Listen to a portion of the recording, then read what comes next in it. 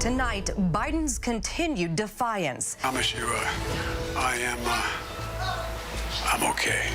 The president taking steps to shore up his Democratic base, hoping his high-stakes press conference last night was enough to quiet concerns over his continued candidacy.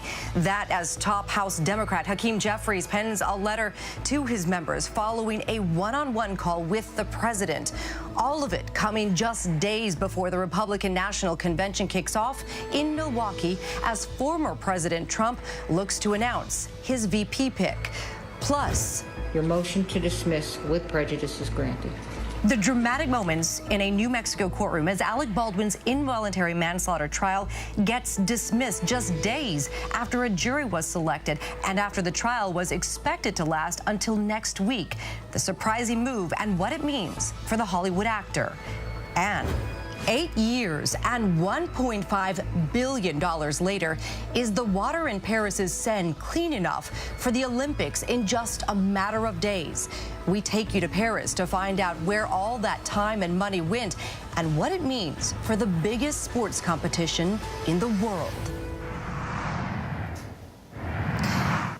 Good evening, everyone. I'm Mireya Villarreal in for Linsey Davis. Thanks so much for streaming with us. We're following those stories and much more, including the scary moments aboard a passenger plane today. The plane evacuated after reports of smoke in the cabin lead to an emergency rush for the exits. Plus, the cybersecurity hack that left nearly every AT&T wireless customer in the country compromised. The suspect, the company says, was apprehended following the hack.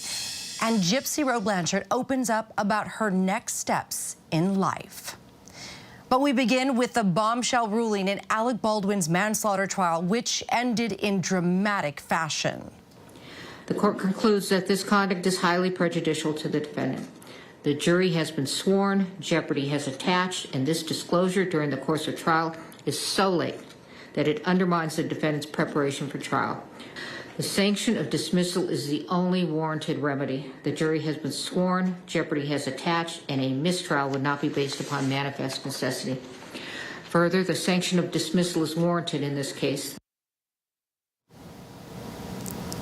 The judge dismissed the case with prejudice tonight over ammo evidence, meaning the case is permanently dropped. The actor sobbed when the judge tossed the case out, hugging his attorneys and his family before turning to embrace again his wife behind him in the courtroom.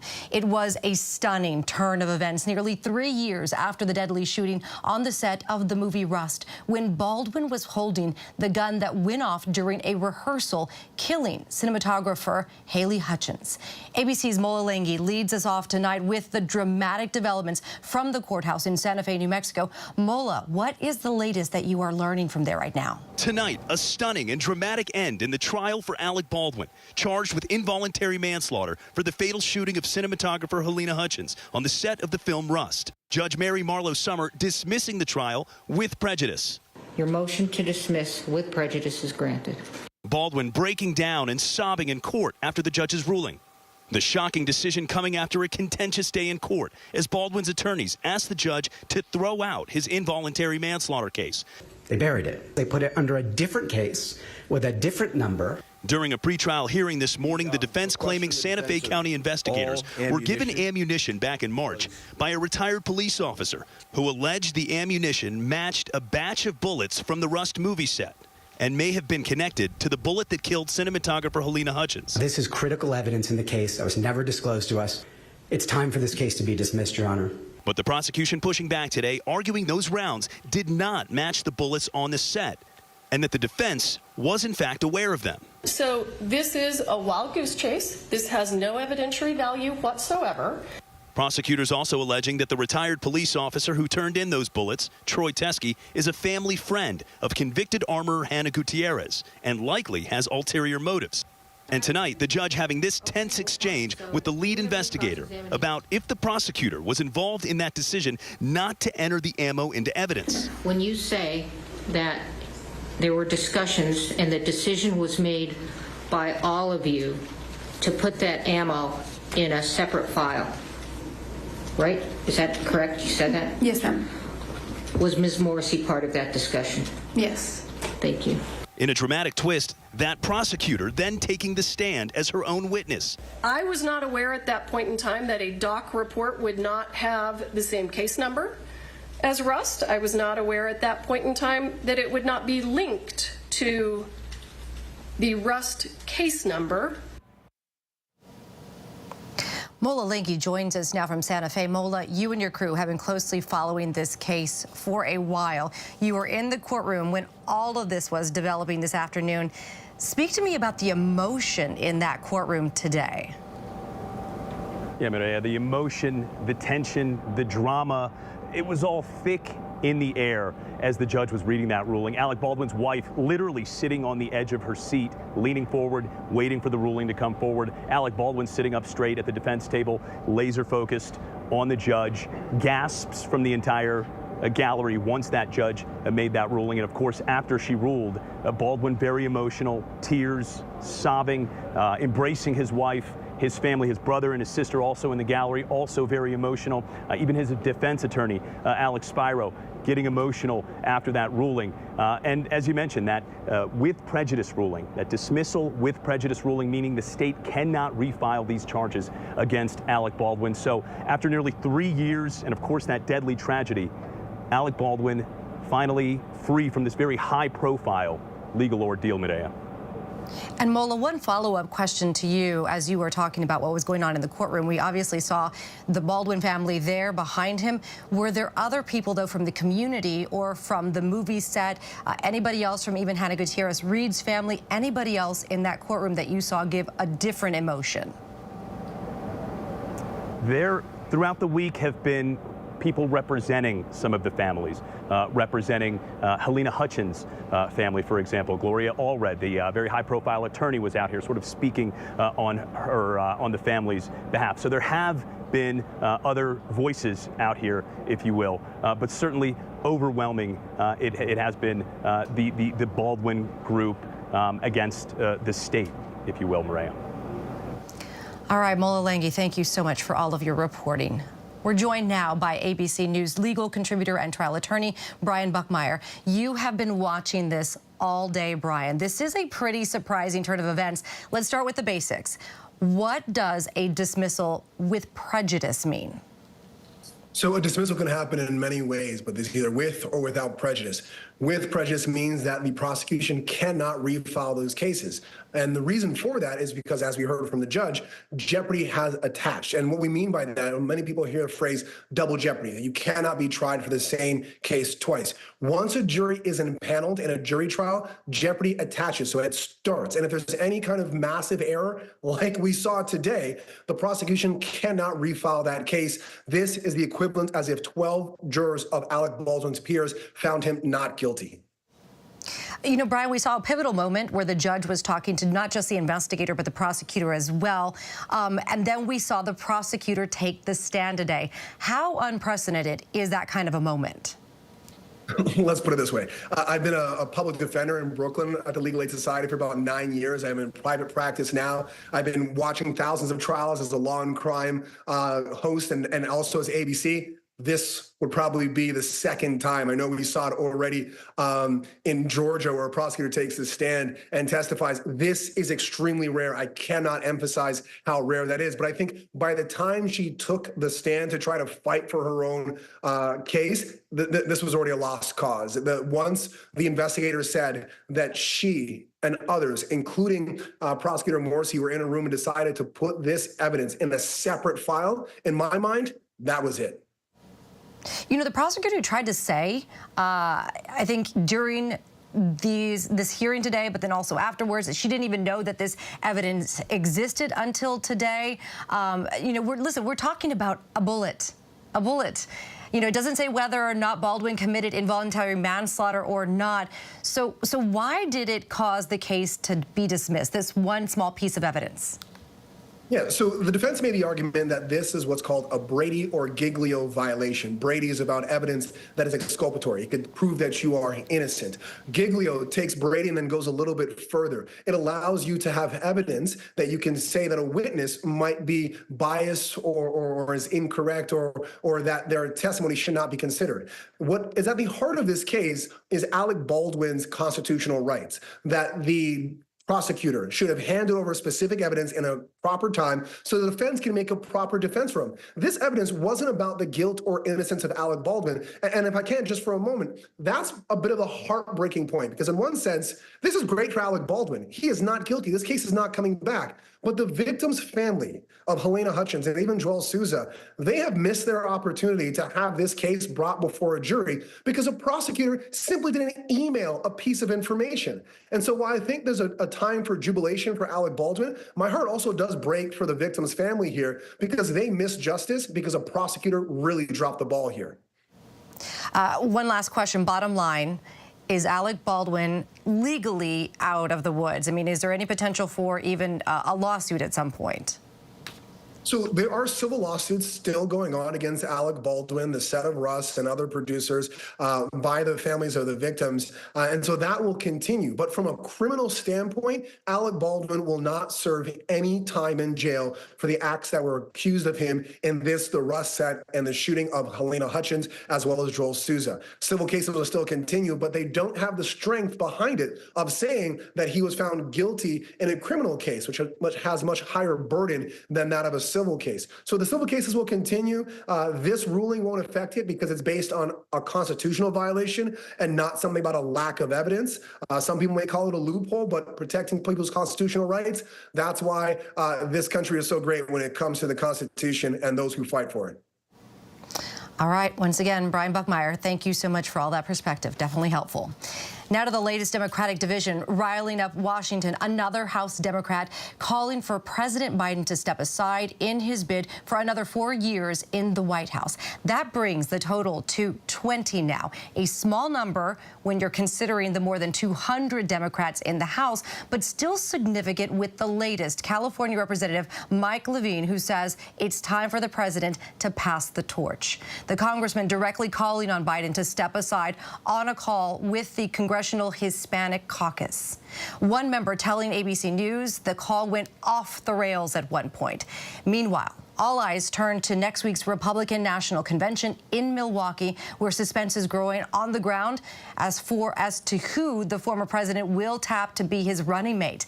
Tonight, when Trump plans to make his big announcement and who it is, we'll let you know who is on that short list. But first, we want to start in the battleground state of Michigan, where President Biden told voters today he's okay, despite calls for him to drop out of the race.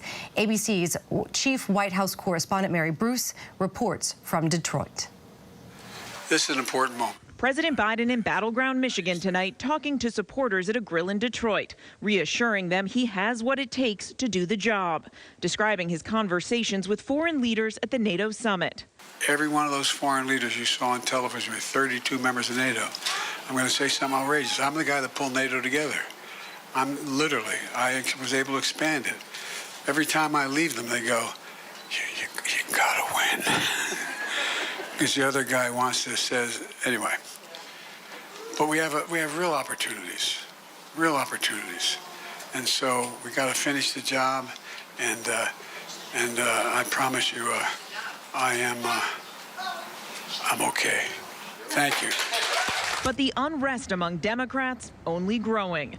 Late last night after the president's news conference, House Democratic leader Hakeem Jeffries visiting Biden at the White House. Jeffries revealing that in their one-on-one meeting, he directly expressed the full breadth of insight, heartfelt perspectives, and conclusions about the path forward he's heard from his members. Jeffries' brief statement does not say whether he encouraged the president to stay in the race. Today, powerful South Carolina Congressman Jim Clyburn insisting he's still all in for Biden, while leaving the door open for the president to change his mind. Let Joe Biden continue to make his own decisions about his future. He's earned that right, and I am going to give him that much respect.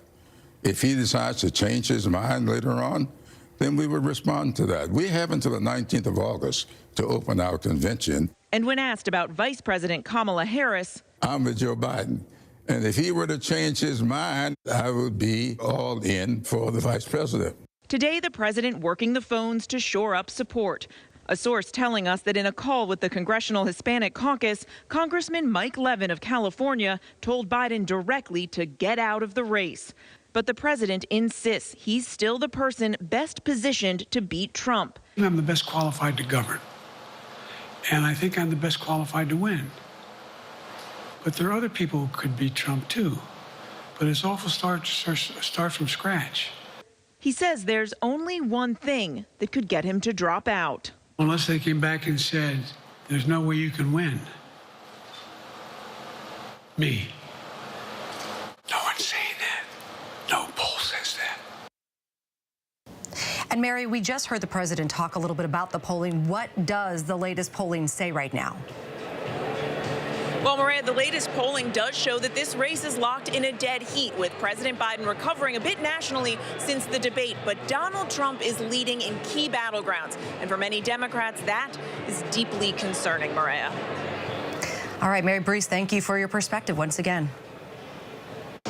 Joining us now is ABC's chief Washington correspondent, Jonathan Karl, who is in Milwaukee tonight, where the RNC will kick off on Monday. John, what are you hearing from a source close to key Democratic players amid this mounting pressure to get Biden to step aside?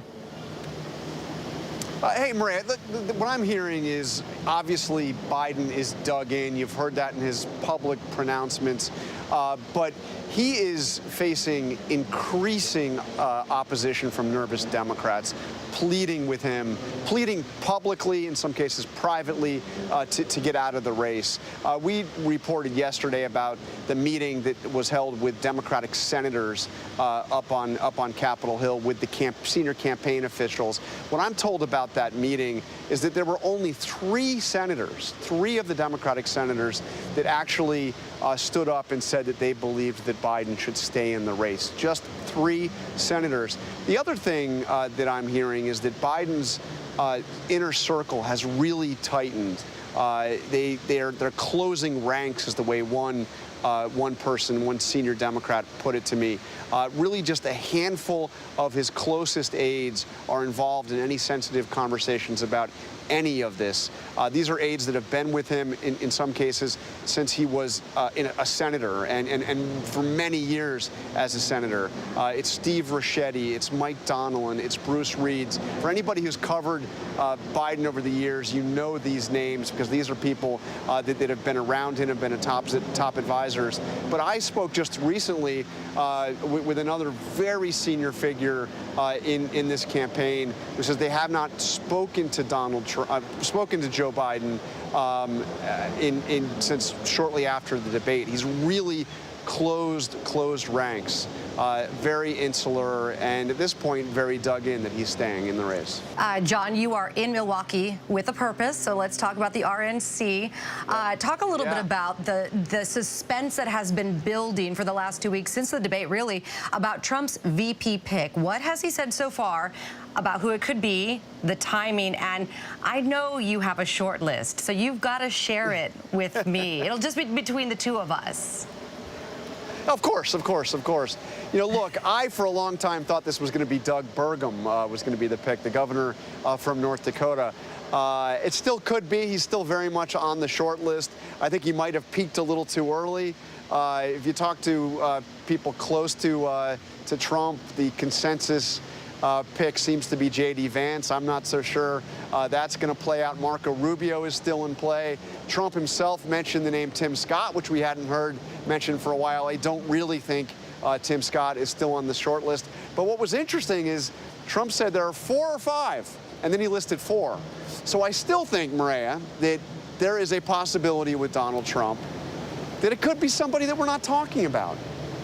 This is ultimately his decision. They have gone through a vetting process. Those that have been most thoroughly vetted were Burgum, Vance, and Marco Rubio. But Trump could decide to do something else. I think here's the bottom line on this. Trump loves having potential running mates I don't think he's all that interested in actually having a running mate. When you have the potential running mates, they all have to go out on television and say wonderful things about him as they audition. He calls this the ultimate celebrity apprentice process. But once he's got a running mate, you know, he's got somebody he kind of sort of has to share the limelight with. So I think he's going to draw this out as long as possible. We probably won't hear his pick until the convention is underway on Monday or Tuesday. All right, so I have written down Doug, JD, Tim Scott, Rubio. I mean, I'm going to start, you know, taking, no, I'm just joking. We're not going to take any bets here. No, we're not. Or door number 5. Please put a couple chips on door number 5. Somebody I could be behind door number 5. You never know. Hey, you never know. Who knows? All right, thank you so much, Jonathan. We always appreciate talking to you. Have a good weekend there at the RNC. Now to an emergency on board an American Airlines flight. It was taxiing for takeoff at the San Francisco airport when smoke started filling the cabin. Passengers reported someone yelled fire and people rushed to get out. ABC's Trevor Ault has the details. Tonight, an emergency evacuation in San Francisco as smoke filled the cabin of a packed passenger plane. It's American 2045. We got a mayday, mayday, mayday. There's a fire in the back of the aircraft. Start the fire rescue. The pilots of that Miami-bound American Airlines flight making that emergency call just after noon, moments after the plane boarded. You got rescue coming? Yes, they've already called our red phone. I can see them exiting the fire department just off your right-hand side. They should be there in 2 minutes. A person on board telling us they smelled smoke from the back of the plane. People then saying fire and screaming. Passengers shoving up to the front until a flight attendant opened the emergency slides. At least one person suffering minor injuries in the rush. Several fire trucks arriving on the scene. Firefighters extinguishing the source of the smoke, which American Airlines tells us came from a laptop in a passenger's bag that the crew then removed. Authorities appearing to place that laptop in a bucket of water on the tarmac. Trevor Ault is joining us now. Trevor, what are American Airlines and the FAA saying tonight? Well, American Airlines is praising their crew, Maria, for their quick action once all that smoke started to fill the cabin. They got all the people out. The FAA says they are going to investigate. And while it's still unclear what caused this fire, this could be an example of why officials want to keep lithium-ion batteries in carry-on bags rather than in checked bags. So they are easier to access and extinguish if they ever do spark up. That could have been the case here. Maria? All right. Thanks, Trevor. Appreciate it. More than 45 million people are under the threat of flash floods, and 2 heat waves are now headed to the eastern U.S. Drivers navigated the deluge in Raleigh caused by part of a new tropical system marching towards the northeast. And in the southeast Texas area, streets were flooded in hard-hit Houston, slowing efforts to restore power to nearly 1 million customers 4 days after Hurricane Beryl. Let's go to meteorologist Lee Goldberg from our partner station, WABC, with what we can expect next. Lee. All right, Maria. Well, the humidity's back in the northeast. We actually have a tropical shower here in New York City right now. And all along the East Coast today, we've had tropical rains, especially in the mid-Atlantic, but also in parts of southern New Jersey. There's been places that have had a half-foot of rain and lots of street flooding. And that continues during the overnight hours. Flood watches from South Carolina all the way up to Massachusetts. Basically, what's happening, downpours are riding right along a stalled front. The Bermuda high isn't budging, so it's just all channeled up the East Coast. So we can have rainfall rates in localized spots up to 2 to 4 inches an hour that could cause these flooding. So please don't drive through flooded roadways, and we'll have to deal with this through about, let's say, mid-afternoon tomorrow. Then things start to dry out and pull offshore. To the heat, it's just the same familiar forecast out west, triple-digit temperatures. Heat alerts, though, now out for 80 million, expanding from the Connecticut coast all the way out to the plains, and it's not done moving eastward. It'll arrive in the northeast by the end of the weekend. Another heat wave brewing along the I-95 corridor. It's going to feel like 100 to 110 as we go through Monday through Wednesday of next week. The one piece of good news I can tell you is about a week away. Looks like a pattern that will bring us some relief, at least for several days. Maria? Lee, I'll take the rain, but I'm going to make sure that you keep the heat and the humidity, if that's okay with you guys. I'm feeling it. Thank you so much. Days after Hurricane Beryl slammed the Texas Gulf Coast on Monday, almost 1 million people across the southeast area still do not have power. This is in mainly Texas. The outages mainly impacting Galveston and areas north of Houston and have crippled infrastructure from hospitals to water treatment plants. As frustration grows, CenterPoint Energy, the area's primary utility company, says they are racing to make the repairs. Police in New York City are on the trail of a group of thieves targeting diners at high-end restaurants, grabbing expensive watches and jewelry, then getting away by motorbike. Several of the alleged robberies caught on security video. Here's Aaron Katursky.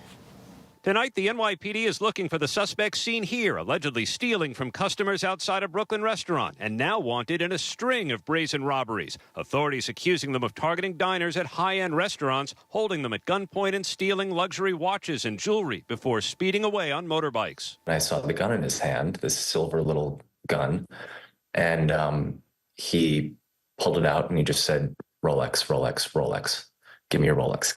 Police are seeking at least 2 men who are often accompanied by a woman acting as a lookout, saying they've committed at least a half-dozen gunpoint robberies in Manhattan and Brooklyn since March. Surveillance video capturing this incident from May in Williamsburg. An armed man in a helmet snatching watches from 2 diners, valued at tens of thousands of dollars. A getaway driver waiting on a moped at the curb. Just weeks earlier, another group allegedly targeted after leaving a restaurant in Manhattan's West Village. Police are investigating this video showing a moped following the victims. Eric Goldie says he was held up at gunpoint just out of frame. The suspects then fleeing the scene with his watch. He knew what kind of watch I was wearing. And for me, this was the first time I saw the guy. So someone must have tipped him off. Our thanks to Aaron. Overseas tonight, the Pentagon now saying the U.S.-built pier designed to get aid into Gaza under siege will soon cease operations. They insist, despite the nearly $250 million price tag, that the pier has helped feed nearly 500,000 civilians in Gaza trapped in this war. Martha Raddatz, who reported this from earlier, now has more tonight. Tonight, this $230 million problem-plagued pier, built to provide desperately needed aid to Gaza, will soon cease operations. Built by the U.S. military on President Biden's order, the pier has been operational only about 20 days since its completion in May due to technical issues and rough seas that the pier could not handle. We were on the pier just weeks ago. Seeing the destruction of Gaza behind me makes you realize how important humanitarian missions are to get food into Gaza. But it is also obvious how difficult it is on this floating pier. You feel it go up and down, and you can hear the clanging as well. Despite the massive price tag and the forced shutdowns, the Pentagon called it a success today, with the head of USAID saying enough food has been delivered to Gaza to feed 450,000 people for a month. But it is unclear how much aid actually reached the people after it crossed the pier, those Palestinians whose situation grows more dire every day. The UN saying famine has spread throughout Gaza. Our thanks to Martha Raddatz on that new reporting. Now to AT&T's massive data breach. The data from 2022 affecting approximately 109 million accounts was stolen earlier this year. ABC News' Ariel Reshef is here. Ariel, what has the investigation revealed so far?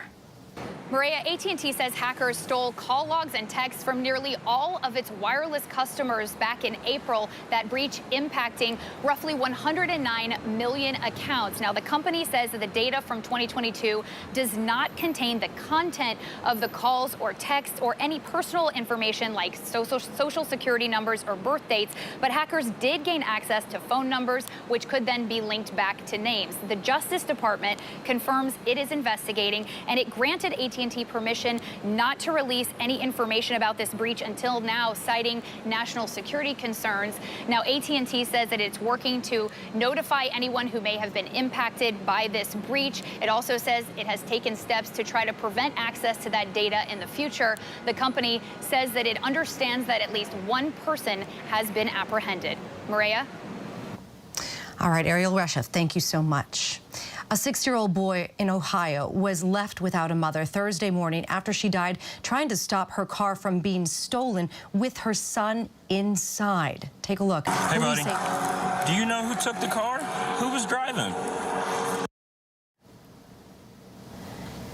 Police say she was actually picking up her son from a babysitter when she went back inside, leaving the vehicle running and the boy in the back seat. She came back outside to find the car being driven away and ran after it.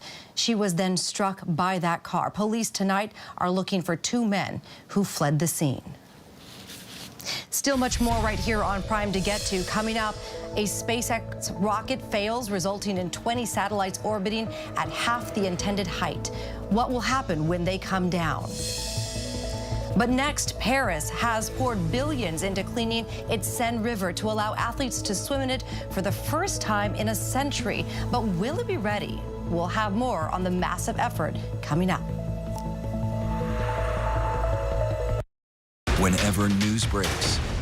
We are here in Israel, a nation at war after that brutal surprise attack by Hamas. On the ground in Ukraine, reporting from Lewiston, Maine. The scene of a horrific mass shooting. ABC News Live is right there everywhere. From the scene of that deadly missile strike in Dnipro, Ukraine.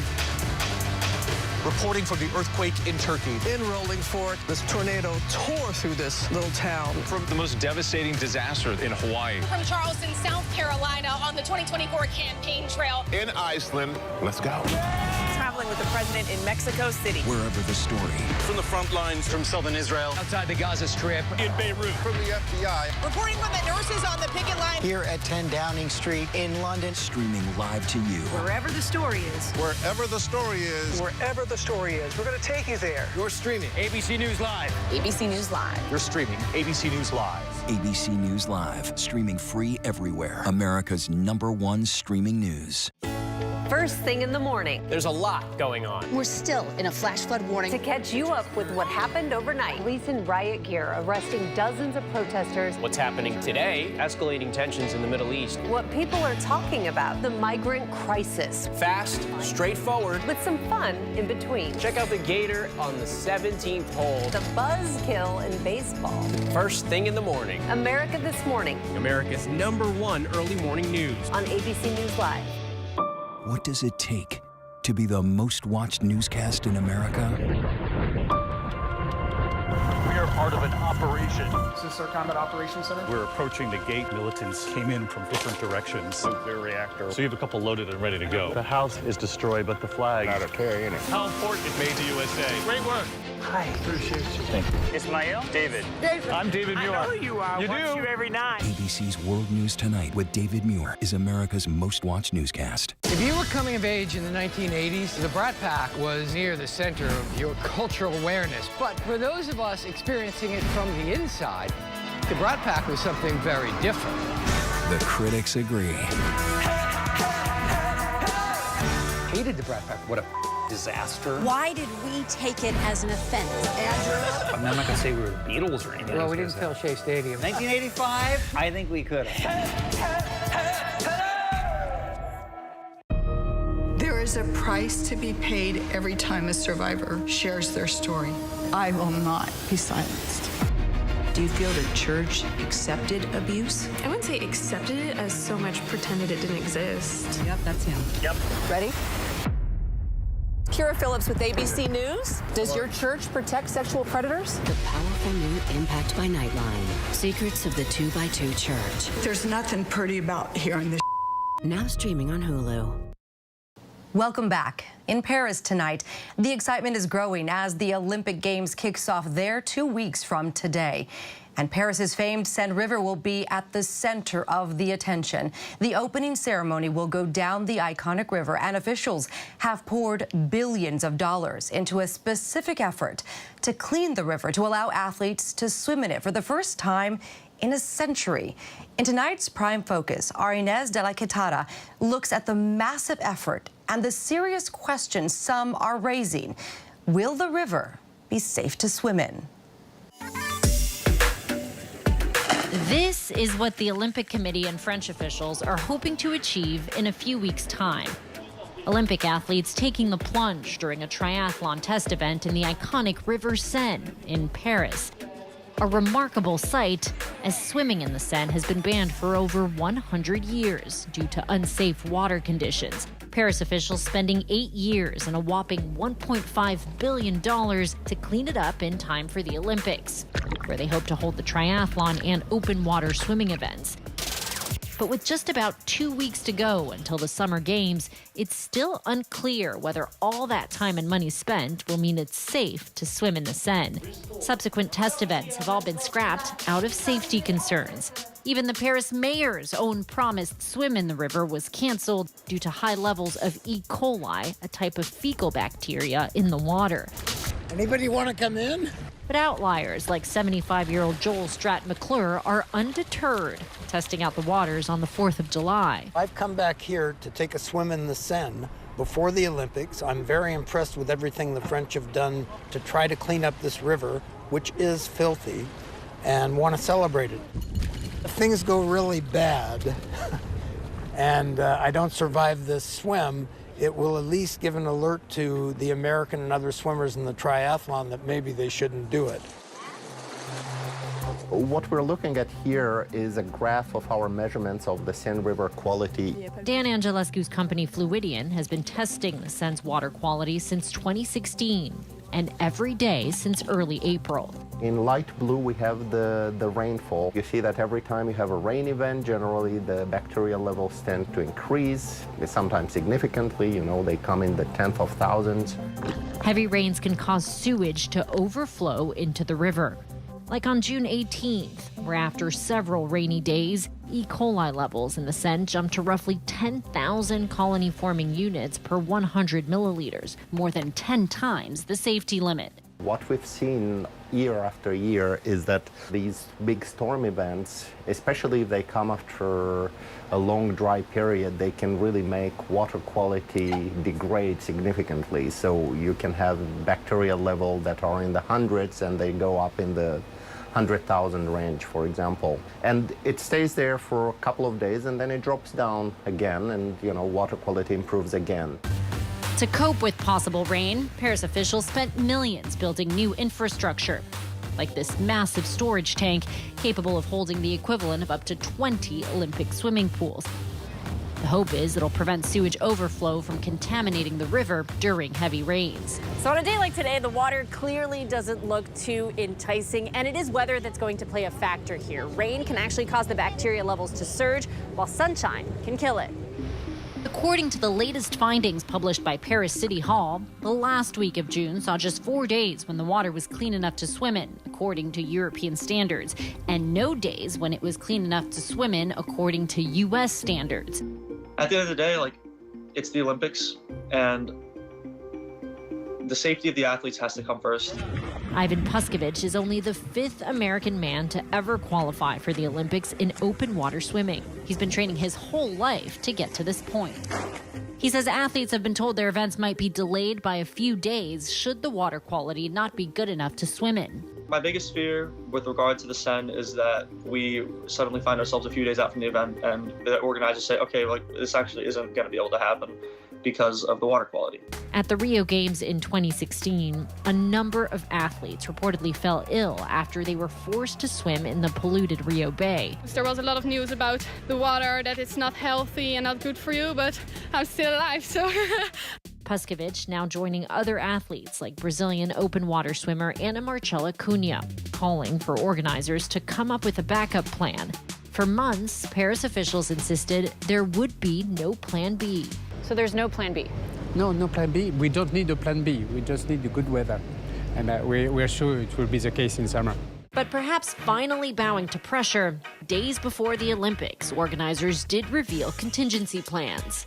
Open water swimming could be held in the Marne River instead, and when it comes to the triathlon, officials could delay the event, or at worst, they said they may do away with the swimming portion of the competition. But with the games inching closer and the quality of the Seine out of anyone's control, the focus is on these athletes bringing home a medal. The Seine is iconic, and it would be amazing to say that like I was one of the first people to swim in it at the Olympic Games. After such a long time of people being barred from it, I can only control what I'm going to do and how I'm going to respond to it in the face of their decisions, in the face of their actions. I really got to maintain that same mentality in this situation, because no amount of stress, no amount of worrying is going to make the Seine cleaner. Definitely some incredible access with that one. Thanks to Inez and her crew. Still ahead on Prime, a judge makes a decision in Rudy Giuliani's quest to file for bankruptcy. What this means for a $148 million judgment against him. And book sales might be on the decline, but some bookstores are thriving. We take a look at the revival of these stores in our By the Numbers.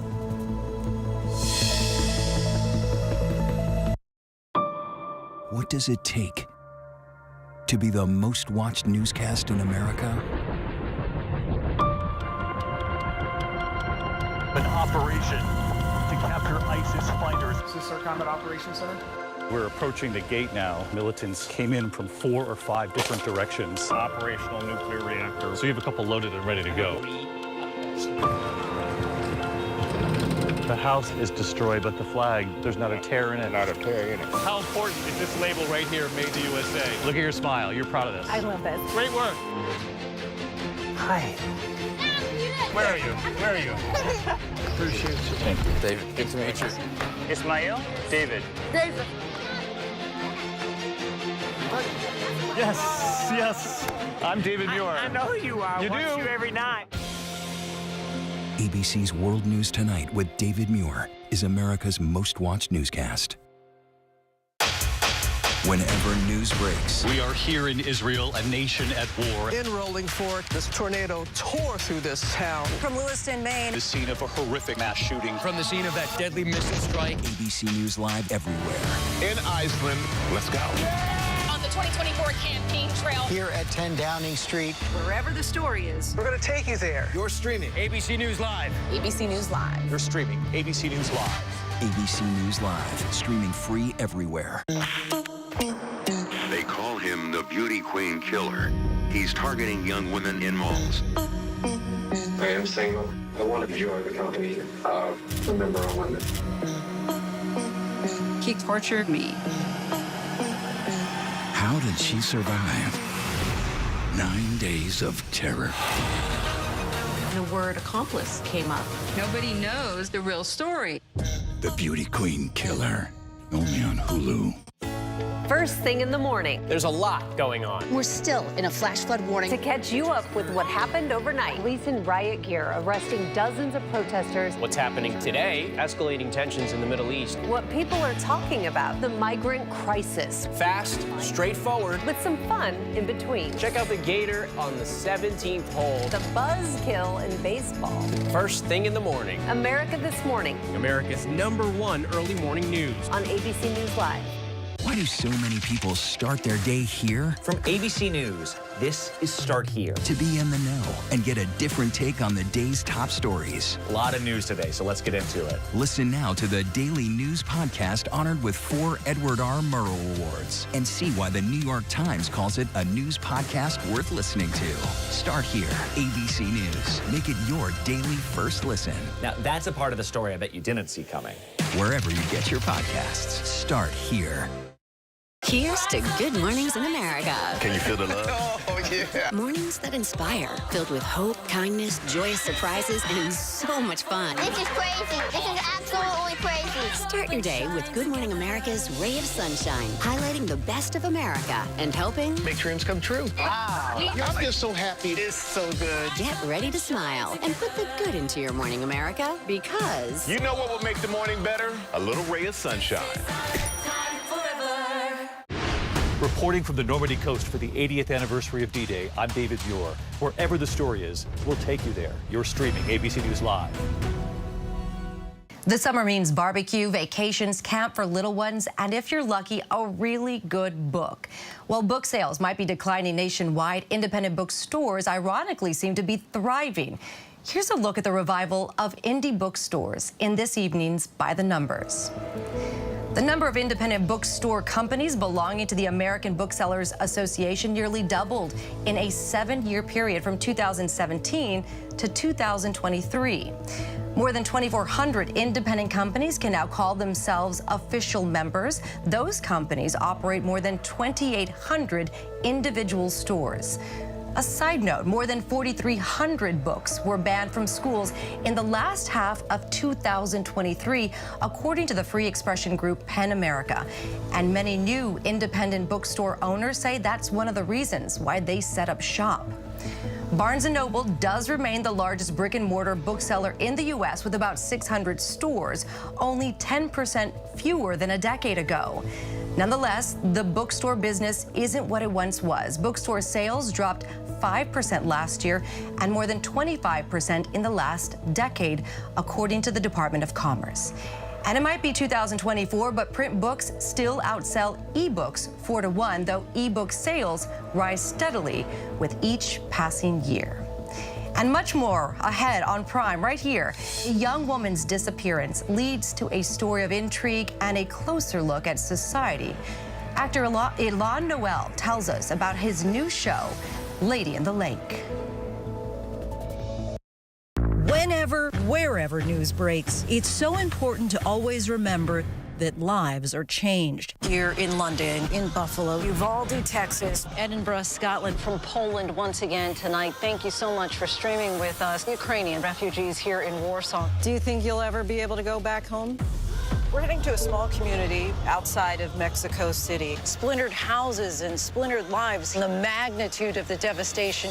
You're streaming ABC News Live. Reporting from Rolling Fork, Mississippi. Santa Fe, New Mexico. Raleigh, North Carolina. The U.S. Capitol. Mayfield, Kentucky. Minneapolis. Mexico. Tongass National Forest, Alaska. Getting you behind the stories as they happen. Giving you a front row seat to our world as it plays out in real time, live. ABC News Live Prime. We'll take you there. Stream ABC News Live weeknights, America's most honored streaming news program, only on ABC News Live. Streaming free right now wherever you stream your news.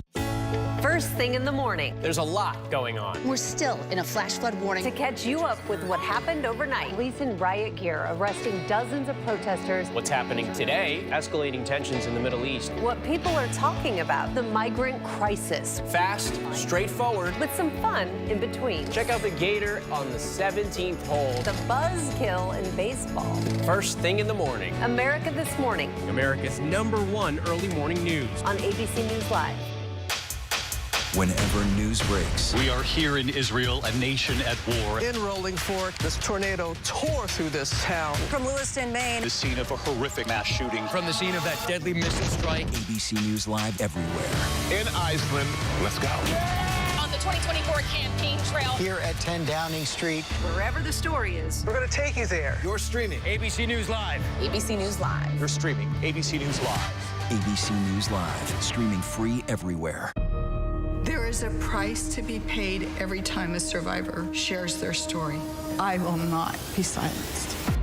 Do you feel the church accepted abuse? I wouldn't say accepted it as so much pretended it didn't exist. Yep, that's him. Yep. Ready? Kira Phillips with ABC News. Does your church protect sexual predators? The powerful new Impact by Nightline. Secrets of the 2x2 Church. There's nothing pretty about hearing this. Now streaming on Hulu. Get ready, America, every Friday. The hottest trends, styles, and must-have. What's the right stuff to buy right now? I really love that. It's time to buy the right stuff. Yes! And save big time, too. The right stuff. Fridays on GMA. You're gonna love it. Why do so many people start their day here? From ABC News, this is Start Here. To be in the know and get a different take on the day's top stories. Start here. Now, that's a part of the story I bet you didn't see coming. Make it your daily first listen, wherever you get your podcasts. A judge deals a blow to Rudy Giuliani in court. Gypsy Rose Blanchard opens up about her next step in life, and Detroit opens a first-of-its-kind bar for the city. These stories and more in tonight's rundown.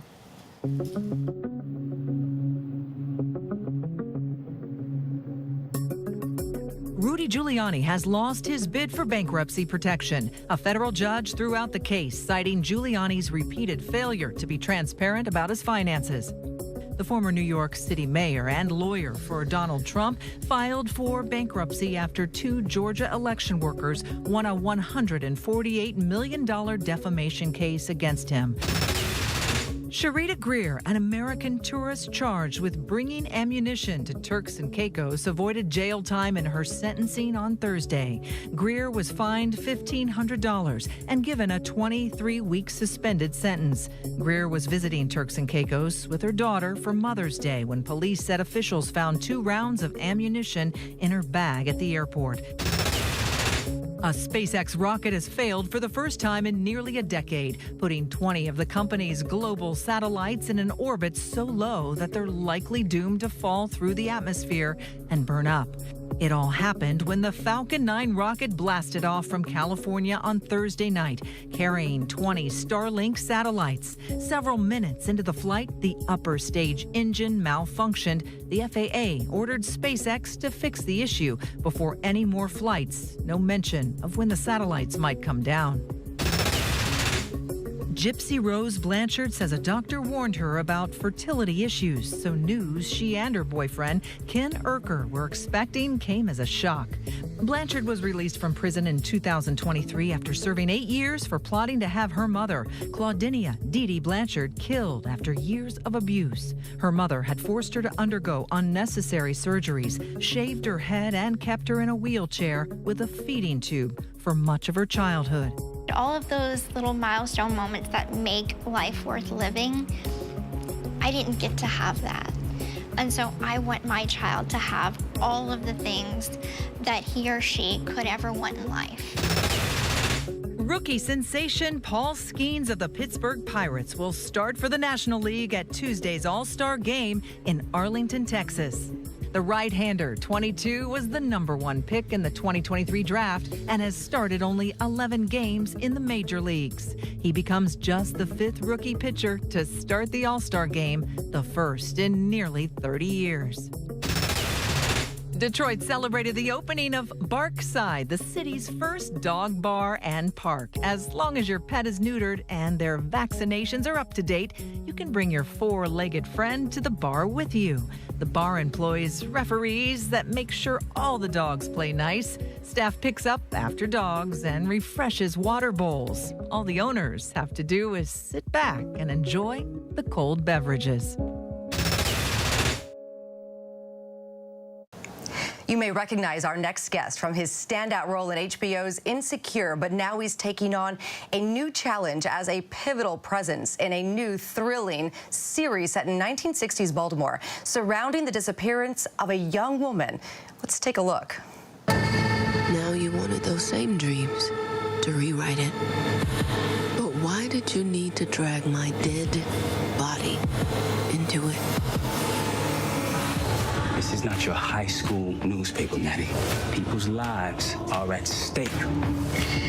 So what you gonna do? You gonna get that money and leave everybody behind? It looks scary. It looks so beautiful at the same time. Joining us now in studio, Ilan Noel, to discuss his role in Lady in the Lake, a highly anticipated series with high-stakes storylines that reveal deep societal issues. Thank you so much for joining us. So excited to meet you. It's good to be here. Thanks for having me, Maria. All right, so the series was born from a very popular Laura Lippman mystery novel of the same name. Were you familiar with the story before taking on the role? I wasn't familiar with the story per se. It wasn't until I found out about the role and Alma let me know that it was happening that I, of course, did my due diligence and read the book. And when I read the book, I was just like, okay, this is pretty astounding. It's always interesting, you know, when you're developing something for the screen because the book isn't a fleshed out, embodied perspective. This is a story that, you know, has twin tragedies themed throughout it, gender and race. Tell us a little bit about your character as a police officer in this and how he plays a crucial role among the intertwining of these storylines. Yeah, well, shout out to Alma, our director, for the intertwining. You said a little bit of it, but because it's a murder mystery, noir, psychological thriller, period piece that's, you know, set in the 60s with elements of fantasy and all this other beautiful stuff that's happening. And yeah, Ferdy he's a cop who I think that one of the coolest qualities that he has is that he's unwilling to compromise, right? He has an integrity about him that I found quite intriguing. I would imagine, at least in my business, right, when I'm looking at a mentor, somebody who's been doing this for a while, I like to study them. I like to watch and see how they work and like try and take a little bit of them, you know, on set with me. How is your experience working alongside Natalie Portman, who's been acting since she was a child? I mean, are you watching her from afar and taking notes, or is she like willingly giving you some advice? How was that? I'm doing a bit of both, to be honest. I mean, I feel like it was probably the most nervous that I've ever felt going into a project for the reasons that you stated. I've been a fan for her since I started acting, you know. Before I knew what a monologue was, I knew who Natalie Portman was. I knew The Professional, and, you know, I saw Black Swan 3 times and consecutively in the same day.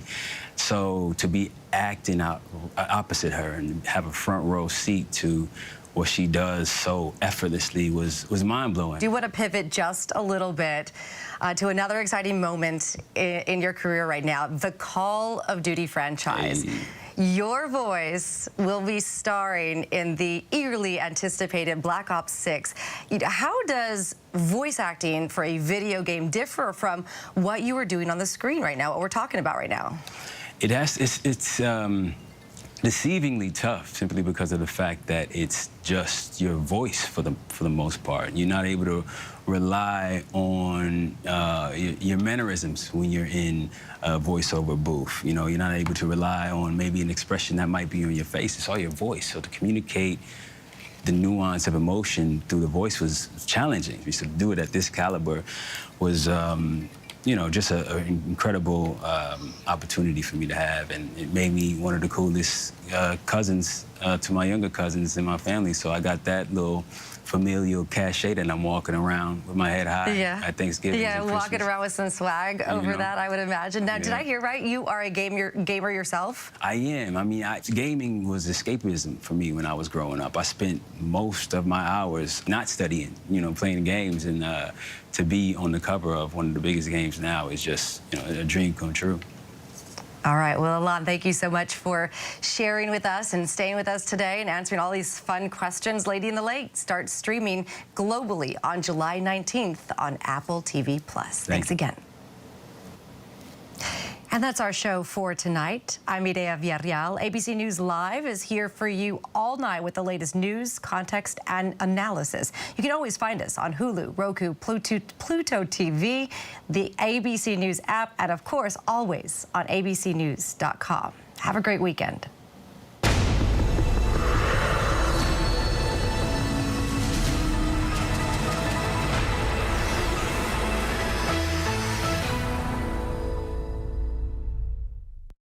Why do so many people start their day here? From ABC